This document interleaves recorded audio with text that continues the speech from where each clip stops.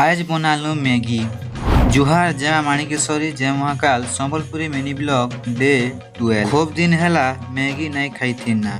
आज मैगी खावा के मन लागला सेथिर लागी पहला दुकान जाई करी घिनी आलू मैगी। हमर घरे केंता करी मैगी बनासन आसुन देखमा। पहला उइल के आउ भेजरा के काटी देले छोट छोट करी तापरे जे धरी करी कड़ाई के बसई देले। कड़ाई टिके गरम हैला के तेल पकाई देले। गरम पानी मैगी के झपे करी मसला टिके दी देले भल नहीं लगे सेथिर लागी बोली पहला मसला पाक कर देले।